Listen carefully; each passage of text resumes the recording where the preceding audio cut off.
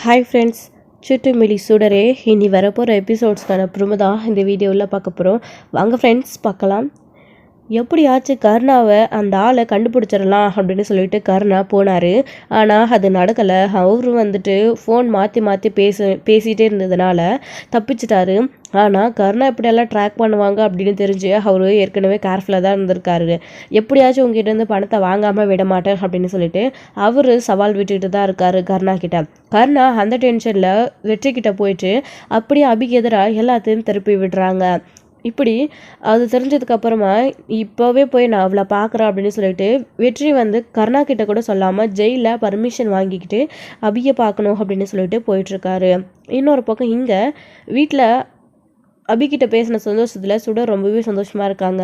நாளையிலேருந்து ஸ்கூல் போக போகிறாங்க இல்லையா, அதனால் ஸோ இருக்கிற ஹோம்ஒர்க் எல்லாம் பிள்ளைங்க பண்ணிகிட்டு இருக்காங்க. சுடரும் அதாவது தியாவும் தருணும். அப்போ சுடர் போயிட்டு தருண் கூட உட்காந்து ஹோம்ஒர்க்லாம் வந்து பார்த்துட்ருக்காரு.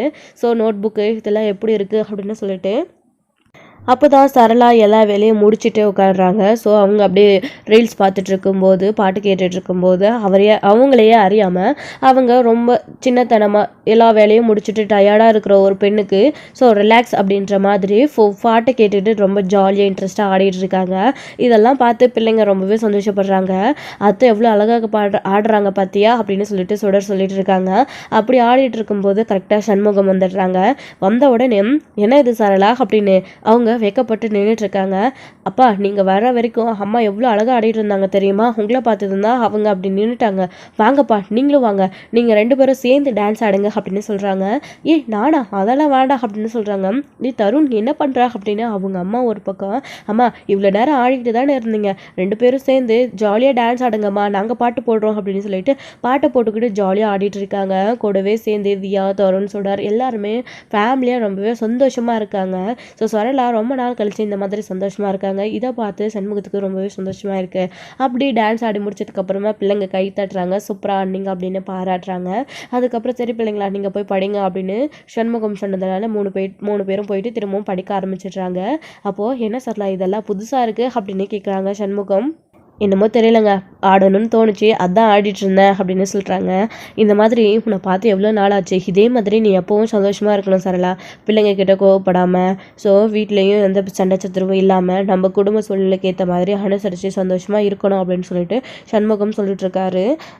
இதே மாதிரி சுடர்கிட்ட கோவப்படாமல் அவகிட்டையும் பாசமாக இரு அப்படின்ற மாதிரி தான் சண்முகம் சொல்லிட்டுருக்காரு. அதுக்கப்புறம் அவங்க அவங்க பாட்டுக்கு அவங்க வேலையை பார்க்க ஆரம்பிச்சிடுறாங்க. அப்புறம் சுடர் இங்கே வா, உனக்கு ஒரு சர்ப்ரைஸ் அப்படின்னு சொல்லிட்டு சண்முகம் கூப்பிட்றாரு. என்னமாமா அப்படின்னு, இங்கே பார்த்தியா டொண்டடாயே அப்படின்னு காட்டவும், என்னமாம்மா யூனிஃபார்மா அப்படின்னு அதை பார்த்து சுடர் ரொம்பவே சந்தோஷப்படுறாங்க. அப்பா என்னப்பா அவளுக்கு மட்டும் புது யூனிஃபார்ம் தைச்சி கொடுத்துருக்கீங்க, எனக்கு இல்லையா அப்படின்னு சொல்லிட்டு இங்கே தியா அவங்க அப்பா கிட்ட கேட்குறாங்க. அப்போ தருண் இருந்துக்கிட்டு, சுடர் தான் ஸ்கூலுக்கு போக போகிறா புதுசாக, அதனால் அவனுக்கு யூனிஃபார்ம் இல்லை, டேடி தைச்சி கொடுத்துருக்காங்க, உனக்கு தான் யூனிஃபார்ம் இருக்குல்ல அப்புறம் ஏன் அப்படின்னு சொல்கிறாங்க. எனக்கு புது யூனிஃபார்ம் வேணும் அப்படின்னு சுடர் அடம் பிடிக்கிறாங்க. அதாவது தியா அடம் பிடிக்கிறாங்க சுடரை பார்த்து. அப்போ சரளா வந்து, என்ன தியா வர வர உங்க சேட்டை ரொம்ப அதிகமாகிட்டே போகுது, என்ன அதான் யூனிஃபார்ம் இருக்குல்ல, அத்தனை யூனிஃபார்ம் வச்சுக்கிட்டு திரும்பவும் புதுசாக யூனிஃபார்ம் வேணும்னு கேட்குறா அப்படின்னு. இங்கே பாரு, எதுக்கு இப்போ சுடருக்கு தைச்சி கொடுத்துருக்க யூனிஃபார்மை பார்த்து பொறாமப்படுறா, எல்லாருக்கும் ஒரே மாதிரி யூனிஃபார்ம் தானே, எங்கே பார் சுடரோட அளவு உனக்கு செட் ஆகாது, அதே மாதிரி வேணும்னு அடம் பிடிக்கிறேன், இங்கே பார் அவள் புதுசாக ஸ்கூலுக்கு போகிறா, அதனால் அப்பா அவளுக்கு யூனிஃபார்ம் தைச்சி கொடுத்துருக்காங்க, இந்த மாதிரி பண்ணுற வேலையெல்லாம் வச்சுக்காத அப்படின்னு சொல்கிறாங்க. அதான் பேக் வேணும்னு சொன்னல, அப்பா வாங்கி தரேன்னு சொல்லியிருக்காருல்ல, பெண் என்ன அப்படின்னு சொல்லிட்டு இருக்காங்க. தியாவுக்கு வந்து அட்வைஸ் பண்ணிகிட்ருக்காங்க. அப்போ தான் வந்து, இங்கே பார் தியா, நீ எதுக்காக இப்போ கோவப்படுற, இங்கே வா அப்பா கிட்ட அப்படின்னு கூப்பிடுறாங்க. போங்கப்பா அப்படின்னு நின்றுட்டுருக்காங்க. தியா இங்கே வா செல்ல பொண்ணு இல்லை அப்படின்னு கூப்பிடுவான். கிட்ட வராங்க. இங்கே பார்த்தியா டொண்டடாயும் உனக்கும் சர்ப்ரைஸ் தான் அப்படின்னு சொல்கிறாங்க. நீங்கள் ஏன் இதை என்கிட்ட முதல்லையே கொடுக்கல அப்படின்னு. இப்போ என்ன உனக்கு முதல்ல கொடுத்தா என்ன, சுடருக்கு முதல்ல கொடுத்தா என்ன, 2 பேருக்கும் சர்ப்ரைஸ் தானே கொடுத்தேன், இங்கே பார்த்தியா நீ கேட்ட மாதிரி அதை விட புது பேகு அப்படின்னு சொல்லவும் தியாவுமே ரொம்ப சந்தோஷப்படுறாங்க. எங்க இவ தான் இப்படி பண்ணுறான்னு தெரியுதுல்ல, இவகிட்ட முதல்ல பேக்கை கொடுத்துருக்கலாம்ல, அதுக்குள்ளே ஒரு ஆர்ப்பாட்டமே பண்ணிட்டா அப்படின்னு சொல்லிட்டு சரளா ஒரு பக்கம் ஃபேமிலியும் ரொம்பவே சந்தோஷமாக இருக்காங்க. குழந்தைங்களுக்கு யூனிஃபார்ம் வாங்கி பார்த்துட்டு ரொம்பவே சுடருமே ரொம்ப சந்தோஷப்படுறாங்க. இன்னொரு பக்கம் அங்கே ஹபீத் ஜெயிலில் வந்து சுடர் ஸ்கூலுக்கு போக போகிறாங்க. அதுவும் ஃபஸ்ட்டு மார்க் எடுத்து ஸ்காலர்ஷிப்லேயே போக போகிறாங்க ஸ்கூலுக்கு அப்படின்னு தெரிஞ்ச உடனே அவங்க சேர்த்து வச்சு காசில் லட்டு வாங்கி கொடுக்கலான்னு பார்த்தாங்க. ஆனால் மேடமே வாங்கி கொடுக்குறேன் அப்படின்னு சொன்னதுனால அவங்க வாங்கி கொடுத்து லஞ்ச் டைமில் எல்லாருக்கும் லட்டு கொடுக்குறாங்க. அப்படி ரொம்ப நாள் கழிச்சு இங்கே அபியுமே ரொம்ப சந்தோஷமாக அதுவும் அதிகமாக சாப்பிட்றாங்க. குமுதா கிட்ட சொல்லிட்டு இன்றைக்கி நான் எவ்வளோ சந்தோஷமாக இருக்கேன் அப்படின்னு சொல்லிட்டு என்னோட ஆசை நிறைவேறுது அப்படின்னு சொல்லிட்டு சாப்பிட்டுட்ருக்காங்க. சாப்பிட்டு முடிச்சுட்டு உட்காந்து சுடரை பற்றியே தான் பேசிகிட்டு இருக்காங்க. லட்டு வாங்கி சாப்பிட்டுட்டு எல்லாரும் அதை பற்றி பேசிகிட்டு இருக்காங்களா. கடவுளுக்கு நன்றி சொல்லணும் அப்படின்னு சொல்லிட்டு அபியுமே கடவுளுக்கு தேங்க்ஸ் சொல்லிட்டு இருக்காங்க. என்னுடைய வேண்டுதலை நிறைவேற்றிட்டேன் அப்படின்னு சொல்லிட்டு அதுக்கப்புறமா தான் கொஞ்ச நேரத்திலேயே வெற்றி அங்கே வந்து போலீஸ் ஸ்டேஷனுக்கு வந்துடுறாங்க. வந்த உடனே அபியை பார்க்கணுன்னு பர்மிஷன் வாங்கின உடனே வார்டன் வந்து அபியை கூப்பிடுறாங்க. இவங்க சாமி கிட்ட வேண்டிட்டு இருக்கும்போது அபி உன்னை பார்க்க யாரோ வந்திருக்காங்க அப்படின்னு சொல்லவும் ஷாக் ஆயிடுறாங்க. நம்மளை பார்க்க யார் வந்திருப்பான், கருணா கூட இப்போ தானே நம்மளை வந்து பார்த்துட்டு போனா, யாரா இருக்கும் அப்படின்னு சொல்லிட்டு யோசிக்கிறாங்க. இப்போ தானே சுடர்கிட்ட கூட பேசணும், அண்ணன் நம்மளை பார்க்குற விஷயம் வர விஷயம் தெரிஞ்சிருந்தா நமக்கு சொல்லியிருப்பாங்களே அப்படின்னு சொல்லிட்டு யோசிக்கிறாங்க. அப்போ தான் குமுதா கூட கேட்குறாங்க யாராக இருக்கும் அபி அப்படின்னு. தெரியலையா அப்படின்னு சொல்லிட்டு சரி போய் நான் பார்த்துட்டு வரேன் அப்படின்னு சொல்லிட்டு இங்கே அபியும் எந்திரிச்சு வராங்க. வழக்கம் போல தான் எப்படி கருணா வந்து பேசினா அக்கம் பக்கம் யாரும் இருக்க மாட்டாங்களோ அதே மாதிரி வெற்றி பார்க்கும்போதும் யாருமே இல்லை. யார்கிட்ட பேசணும் அப்படின்னு சொல்லிட்டு எப்படியா அபி வந்து கருணாவை பார்க்கும்போது டைரெக்டாக பார்க்குவாங்களோ அதே மாதிரி இப்போது அப்படியே தான் உள்ளே தான் வந்திருக்காரு வெற்றி. ஜெயிலுக்குள்ளே தனியாக தான் 2 பேரும் நேருக்கு நேர் தான் பார்க்குறாங்க.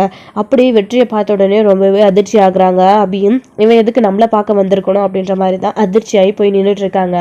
இங்கே யாரும் இல்லாததை பார்த்துட்டு நேராக இங்கே வெற்றி போன உடனே அபிகிட்ட பயங்கரமாக கத்த ஆரம்பிச்சிடுறாரு. என்ன நீ நினச்சிட்டு இருக்க நீ உன் மனசில் அப்படின்னு கேட்கும். எதுக்கு இப்போ என்னை பார்க்க வந்த, எதுக்கு இப்படி கோவப்பட்டு என்கிட்ட வந்து பேசி கத்திட்டு இருக்க அப்படின்னு சொல்லிட்டு இருக்காங்க. என்னடி கருணா கிட்ட என்னென்ன சொல்லி வச்சிருக்கா, உனக்கு அவ்வளோ திமிர ஆகிப்போச்சா, இங்கே பாரு ஜெயிலின்னு பார்க்குற, இல்லைனா இங்கே உன்னை கொண்டு புதைச்சிருவா அப்படின்னு சொல்கிறாங்க. உன்னை நம்பி வந்த பாவத்துக்கு அது ஒன்று தானே மிச்சம், ஏன் என்ன இன்னும் ஜெயிலே விட்டு வச்சிருக்கீங்க, பேசாமல் கொண்டு போட்டுற வேண்டியது தானே அப்படின்னு சொல்லிட்டு அப்படி பேசிகிட்டு இருக்காங்க. என்னடி சாமர்த்தியமாக பேசுகிறேன்ற நினைப்பா, யாரு கூட கூட்டணி வச்சிட்டு இருக்க நீ, கருணாபாய் என்ன பண்ணணும்னு நினச்சிட்டு இருக்க நீ, சொத்துக்கு ஆசைப்பட்ட அது கிடைக்கலன்னு உடனே இப்போது கருணாவுக்கு எதிரியாக இருக்கிறவங்க கூட நீ கூட்டணி சேர்ந்துக்கிட்டு கருணாவை என்ன பண்ணணும்னு பிளான் போட்டு வச்சிருக்க. கருணா ரொம்ப நாளாவே ஹால் சரியில்லை, ரொம்பவே டென்ஷனாக இருக்காரு. என்ன விஷயம்னு கேட்டால் எல்லாமே ஒன்னால தான் சொல்லிட்டு இருக்கான். ஆமாம் என்ன உன்னுடைய திட்டம் இப்போ சொல்ல போறியா இல்லையா அப்படின்னலாம் வந்து வெற்றி கேட்டுட்டு இருக்கவும், நீ என்ன இப்போது சம்மந்தமே இல்லாமல் என்கிட்ட வந்து கேட்டுட்ருக்க, அது உன் கருணாக்கிட்டே கேட்க வேண்டியதானே அப்படின்னு. ஏய் ரொம்ப ஓவராக பண்ணாத, எனக்கு கோவம் வருது அப்படி கொண்டுடுவேன் அப்படின்னு. அது அபி பயப்படாமல் அப்படியே அமைதியாக நின்றுட்டுருக்காங்க. வெற்றி தான் அந்த மாதிரிலாம் கத்திட்டு இருக்காங்க. ஆமாம் என்ன நீ நேருக்கு நேரடியாக எனக்கு நீ தான் எதிரியே, உன்னை முடிக்காமல் விட மாட்டேன், தோ உன்னையும் அவளையும் பிரிக்காமல் விடமாட்டேன் அப்படின்னு நீ நேரடியாக கருணாக்கிட்டேயே சொல்கிறியாமே. எங்கள் பார் என் உயிர் இருக்கிற வரைக்கும் என்னையும் கருணாவையும் பிரிக்கவே முடியாது. என் உயிர் போனால் மட்டும்தான் நாங்கள் 2 பேரையும் பிரியுவோம். என்ன நினச்சிட்ருக்க நீ, பிரிச்சிடுவியா நீ, இங்கே பாரு இந்த திட்டத்தோடு தான் நீ வீட்டுக்குள்ளே வந்தியா அப்படின்னலாம் வந்து வெற்றி கேட்டுட்ருக்காரு அபிகிட்ட. எங்கே நான் உன்னை பிரிச்சுனுவனோ அப்படின்னு தான் நான் உன் கருணா பயந்துக்கிட்டே என்ன ஜெயிலுக்குள்ளே போட்டிருக்கேன். இவ்வளோ நாளாக வெளியிலே வர விட்டாமல் சித்திரவதை அனுபவிச்சிட்ருக்கேன். அவங்கள கொன்ன தண்டனைக்காக எத்தனை வருஷம் என்னை ஜெயிலில் வச்சுருப்பீங்க. ஏதோ உங்களுக்கு கோபம் தீர வரைக்கும் தண்டனை கொடுத்து உள்ளே வச்சுருப்பீங்க. கோர்ட்டோட அவகாசம் முடிஞ்ச உடனே என்னை வெளியிலே விடணும். என்னை நான் வெளியில் வரும்போதெல்லாம் வெளியிலே வரவிடாத அளவுக்கு எதுக்கு உன் கருணா என்னை உள்ளே வச்சுருக்கான். யாருக்கு பயப்படணும். நான் வந்தால் உன் கருணாவை ஏதாச்சும் பண்ணிடுவேன்ற பயத்தில் என்னை உள்ளே வச்சுருக்காரா, இல்லை நான் எதுக்காக வெளியில் வரணும், அவர் மேலே தப்பு இருக்கிறதுனால என்ன வெளியே வரவிடாமல் உண்மையெல்லாம் வெளியே தெரிஞ்சிடும் அப்படின்றதுக்காக என்ன ஜெயிலுக்குள்ளே வச்சுருக்காராம். அதில் எது உண்மைன்னு உன் கருணா அவங்ககிட்ட சொன்னாரா. எனக்கு என்னமோ ஆக மொத்தத்தில் பள்ளி மொத்தமோ என் மேலே போட்டு நான் தான் உன்னை கொலை பண்ண பார்க்குறதா, அவங்க 2 பேரையும் பிரிக்க போகிறதா. இப்போ நீ சொன்னியே அந்த மாதிரி பயந்துக்கிட்டு நான் வெளியில் வந்தால் உண்மையை சொல்லிவிடுவேணும் அப்படின்னு என்னை வெளியிலே வரவிடாமல் உள்ளே வச்சுருக்கான் அந்த கருணா அப்படின்னு சொல்லவும், என்னடி நான் ஏதோ கேட்க வந்தா நீ என்னமோ உன் இஷ்டத்துக்கு எல்லாத்தையும் பேசிகிட்டு இருக்க. கருணா எதுக்கடி பயப்படணும் உன்னை வெளியில் விடுறதுக்கு அப்படின்னு. அப்போ ஏன் உன் கருணா என்னை உள்ளே வச்சுருக்கான், வெளியில் விட வேண்டியது தானே, என்னுடைய தண்டனை காலம் முடிஞ்சதும் நான் வெளியே போயிருப்பேன்ல, என் வாழ்க்கையை நான் பார்த்துட்டு போயிருப்பேன்ல அப்படின்னு சொல்லிட்டு இருக்காங்க. என்னடி உன் வாழ்க்கை திரும்பவும் நீ என்கிட்ட தான் வந்து நிற்கணும். இங்கே பாரு நீ எப்போ வெளியில் வரையோ அப்போவே உனக்கும் எனக்கும் எதுவுமே இல்லை. கோர்ட்டில் டிவோர்ஸ் நடத்தி உனக்கு நான் டிவோர்ஸ் கொடுக்கலனா எனக்கு கேளு அப்படின்னு சொல்லிட்டு இருக்காங்க. இதுக்கு மேலே நீ என்ன எனக்கு டிவோர்ஸ் கொடுக்கறது, வெளியில் வந்து அடுத்த நிமிஷம் நானே உங்ககிட்ட டிவோர்ஸ் வாங்கிப்பேன் அப்படின்ற மாதிரி அபி சொல்லிட்டு இருக்காங்க. அந்த அளவுக்கு உனக்கு கொழுப்பு ஏறி போயிச்சா அப்படின்னு தான் பேசிட்டு இருக்காங்க. நீங்கள் கொடுக்குறேன்னு சொல்கிறப்போ நான் அமைதியாக நான் தான் தப்பு பண்ண மாதிரி வாங்கிட்டு போயிட்டே இருக்கணும். அதே நான் கொடுக்குறேன்னு சொல்கிறப்போ உங்களுக்கு அவ்வளோ கொழுப்பு ஏறுது, அதாவது அவ்வளோ கோவம் வரதா? நீங்கள் ஏதோ தப்பு செஞ்ச மாதிரி. அப்போ தப்பு செய்யாத எனக்கு அப்படி தானே இருக்கும். என்ன ஏதுன்னு கூட தெரியாமல் நம்பி வந்த என்ன ஜெயிலுக்கு அனுப்பின பார்த்தா அப்போவே உன் கூட வாழ எனக்கு விருப்பம் இல்லை. உன்னை அடியோடு வெறுத்துட்டேன். இப்படிப்பட்ட ஒருத்தனை நான் நம்பி வந்தேன்னு நினைக்கிறப்போ எனக்கு இன்னல் வரைக்குமே அவ்வளோ குற்ற உணர்ச்சியாக இருக்குது அப்படின்னு தான் ஹபி சொல்லிட்டு இருக்காங்க. உன்னை யாரையும் வர சொன்னா? நானா உன்னை தேடி வர சொன்னேன் அப்படின்னு. ஆமாம் தப்பு தான், நான் உன்னை தேடி வந்தேன்ல, அது என்னுடைய தப்பு தான் அப்படின்ற மாதிரி சுடர் அதாவது வெற்றி கிட்ட ஹபி வந்து சொல்லிட்டு இருக்காங்க. இங்கே பாருடி, வந்த விஷயத்த விட்டுட்டு எதுக்கு தேவையில்லாமல் பேசிகிட்டு இருக்க? கருணாக்கு இனி தொல்லை கொடுக்குற வேலை நீ வேண்டாம், அமைதியாக உன் வேலையை பார்த்துட்டு இருந்துரு அப்படின்னு சொல்லிட்டு இருக்காங்க. நான் ஏற்கனவே சொல்லிட்டேனே, நான் எதுக்கு அமைதியாக என் வேலையை பார்த்துட்டு பயந்துட்டு இருக்கணும்? நான் என்ன தப்பு செஞ்சிட்ருக்கேன் இப்போது? அந்த கருணாவை மிரட்டேன். அந்த கருணா நான் எங்கே வெளியில் வந்தேன்னா உண்மைலாம் தெரிஞ்சிருமோன்னு பயத்திலே என்னை உள்ளே வச்சிட்ருக்கேன். யார் 1000 எதிரி இருப்பாங்க, யார் வேணாலும் மிரட்டலாம். அதுக்கெல்லாம் நான் தான் காரணம், நான் தான் கூட்டு சேர்ந்துக்கிட்டு பண்ணுறேன்னு அர்த்தமா? ஆமாம், எனக்கு என்ன பவர் இருக்குது, எனக்கு என்ன இன்ஃப்ளூயன்ஸ் இருக்குது? நான் என்னத்தை யூஸ் பண்ணி கருணாவை என்ன பண்ண முடியும்? நான் சாதாரண ஒரு ஆள் ஜெயிலில் உட்காந்துட்ருக்கேன். இங்கே உட்காந்துக்கிட்டு நான் என்ன பண்ண முடியும்? தேவையில்லாமல் நீங்கள் 2 பேரும் கன்ஃபியூஷன் ஆகி என்னை வந்து தொந்தரவு பண்ணிட்டு டிஸ்டர்ப் பண்ணிகிட்டே இருக்காதீங்க. என் பாட்டுக்கு நான் உண்டு, என் வேலை உண்டுன்னு இருக்கேன். எதுக்காக இப்படி என்னை டிஸ்டர்ப் பண்ணுறீங்க? நீங்கள் யாரும் என்னை பார்க்காம வர்றதுக்கு இருந்தாலே நான் நிம்மதியாக இருப்பேன். டார்ச்சர் பண்ணுறீங்க, ஏதோ அக்கறையில் பார்க்க வர்ற மாதிரி அப்பப்போ வந்து வான் பண்ணிட்டு போயிட்டுருக்கீங்க உங்கள் இஷ்டத்துக்கு அப்படின்னு சொல்லிட்டு அபி பேசிகிட்டு இருக்காங்க. என்னடி உனக்கு வாய் கொழுப்பு ரொம்ப ஓவர் ஆயிடுச்சு. இங்கே பாரு, அவ்வளோதான் மரியாதை. இனிமேல் கருணா விஷயத்தை தலையிட்டு அவ்வளோதான். திமிரு, உடம்பு ஃபுல்லாக திமிரு கொழுப்பு, எப்படியெல்லாம் பேசுகிற பாரு அப்படின்னு சொல்லிட்டு வெற்றி அப்படியே அடிக்கவே கை வாங்குறாரு. அப்புறம் அடிக்காமல் கையை கீழே விட்டுட்டு அவனுக்கு அவ்வளோதான், கடைசி தடவை சொல்கிறேன், ஒழுங்காக இருந்துக்கோ அப்படின்னு சொல்லிட்டு இங்கே வெற்றி வந்து ஹபிக்கிட்ட சொல்லிட்டு திரும்பவும் கிளம்பி போகிறாரு. ஹபியுமே இருந்துக்கிட்டு ரொம்பவே வருத்தப்படுறாங்க. வெற்றியை நினச்சி கடைசி வரைக்கும் நீ கூடவே இருந்து ஒரு நாள் உனக்கே குளிப்பறிப்பான், அன்னைக்கு தெரியும் அப்படின்ற மாதிரி தான் ஹபியும் நினச்சிட்டு அவங்க பாட்டுக்கு உள்ளே போயிடுறாங்க. உள்ளே போனதுக்கப்புறமா குமுதா கேட்குறாங்க, யார் அபி உன்னை பார்க்க வந்தது? யார் மிரட்ட வந்தா? கர்ணாவா அப்படின்னு சொல்கிறாங்க. கர்ணா இல்லை, வெற்றி அப்படின்னு சொன்னதும் ஏய் என்ன சொல்கிற நீ அப்படின்னு. உன் மேலே இருக்கிற பாசத்தில் வந்திருக்கானா? இப்போ நீ பண்ணதெல்லாம் தப்பு இல்லை, உன் மேலே தப்பு இல்லைன்னு வெற்றி புரிஞ்சுக்கிட்டானா அப்படின்னு சொல்லிட்டு குமுதா கேட்குறாங்க. என்னக்கா பேசிகிட்டு இருக்கீங்க நீங்கள்? அதெல்லாம் இல்லை குமுதா, என் மேலே இருக்கிற பாசத்தில் பார்க்க வரல. அவன் பாசத்தால் பாசமாக இருக்கால கருணா, அவனை நான் ஏதாச்சும் பண்ணுறவேண்ட பயத்தில் என்னை மிரட்டிட்டு வான் பண்ணிட்டு போகிறதுக்கு வந்திருக்கா. என்னை அக்கறையாக பார்க்க வரலாமா அப்படின்னு சொல்லதான் சரி வீடு அப்படின்னு சொல்லிட்டு குமுதாவுமே அபிக்கு ஆறுதல் சொல்லிட்டு இருக்காங்க. நடந்த எல்லாத்தையும் திரும்பவும் மறக்கணும்னு நினச்சிட்டு இருக்க அபிக்கு ஞாபகம் வந்து ரொம்பவே அப்செட் ஆகிடுறாங்க. இது ஒரு பக்கம் இருக்கா. இன்னொரு பக்கம் இங்கே சுடர் மறுநாள் வந்து ஸ்கூலுக்கு போகிறதுக்காக யூனிஃபார்ம்லாம் போட்டுட்டு நின்றுட்டுருக்காங்க. யூனிஃபார்ம் எப்படி இருக்குது அப்படின்னு சொல்லிட்டு நல்லா இருக்குது அப்படின்னு சொல்கிறாங்க. ஆனால் ஜடை யார் பின்னி விட்டா அப்படின்னு அத்தாதான் அப்படின்னு சொல்கிறாங்க. ஏங்க இங்கே கொஞ்சம் வரீங்களா அப்படின்னு கூப்பிடவும் என்னாச்சு சரல அப்படின்னு. ஏங்க பிள்ளைங்களையும் ரெடி பண்ணி விட்டுட்டு நான் சாப்பாடும் கட்டி ரெடி பண்ணணும்ல, கடைக்கு போகிறதுக்குள்ளே கொஞ்சம் ரெடி பண்ணிவிட்டு அப்படியே பிள்ளைங்களை ஸ்கூலில் விட்டுட்டு போகலாம்ல, எனக்கு ஏதாச்சும் ஹெல்ப் பண்ணலாம் இல்லை அப்படின்னு சொல்லவும் ஐயோ சாரி சரலாம், என்ன வேணும்னு சொல்லு அப்படின்னு. என்னங்க பிள்ளைங்களுக்கு இந்த லஞ்ச் பேக்கெலாம் போட்டு வச்சுருக்கேன், எடுத்து வைங்க.